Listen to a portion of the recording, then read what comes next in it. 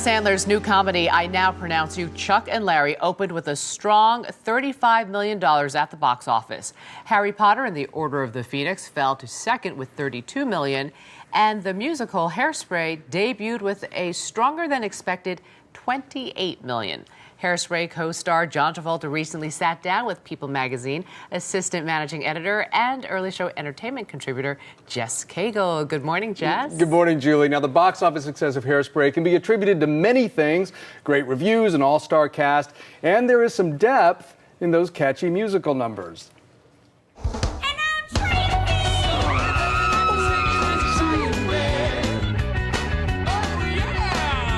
Hairspray tells the story of an overweight teenage girl in the 1960s who learns all about self-acceptance through dance. At the same time, she leads a crusade against segregation in her hometown of Baltimore. John Travolta plays her mother, Edna. It was an era of classism and prejudices and racism that still exists on some levels today, but was more acute then.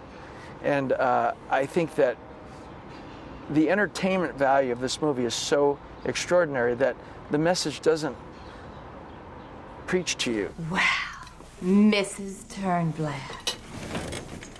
I'd know whose mother you were anywhere. Really? The film co-stars Michelle Pfeiffer as the villainous and racist Velma Von Tussle, who becomes Edna's arch nemesis. Pfeiffer says she got to know a whole new John Travolta. I rehearsed with John, and he's just the nicest person on the planet. And I was so excited that he was doing this part. And then the next time I showed up, there was Edna, and I never saw John again the entire time. It was very awkward. You have to understand this. When I'm dressed up as a woman and I'm talking to one of the most beautiful women in the world, it wasn't exactly what I wanted to be in, talking to the most beautiful woman in the world. I was self-conscious and always trying to remind her that I was really, a man, and maybe in 4 hours I would be more to her liking or something. Hairspray is Travolta's latest hit in a career that has had many hits and misses. In fact, he's hot all over again. Earlier this year, he had the second biggest financial success of his career with the buddy comedy Wild Hogs. Its popularity surprised many, but not Travolta. There's these few films that one has in their career that you have certainty on, and I'll tell you the ones that I always knew were going to be successful. I knew Grease would be, even though others didn't know. I knew Face Off would be. And I knew Wild Hogs would be. I don't know why I had certainty on those three movies, but I just had a feeling about them. Will there be a sequel?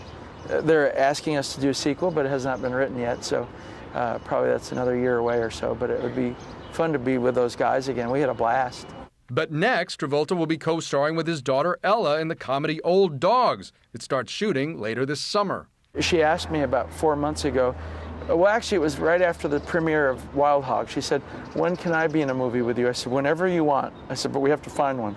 1 week later, bam, Disney called me and said, there's a script that I want you to do, the Orrin V, the president, and I read it, and there was this part as though it were written for my daughter. And I went back to Ella and announced that her wish was granted.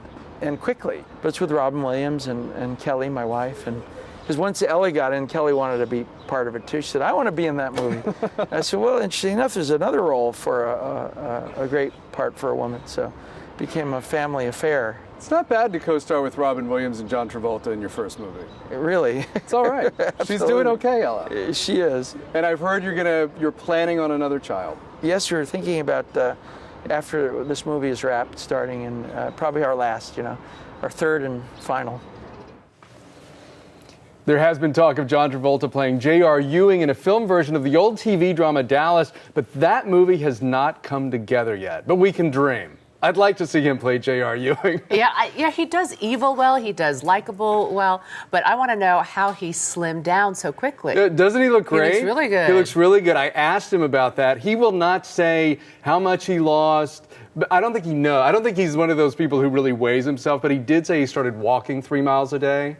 At the same time, he said he made love to a pizza the night before. So I don't think I don't think that he's being really diligent about it. But he did slim down. He looks good. He does. Jess Cagle, thanks so much. Thanks.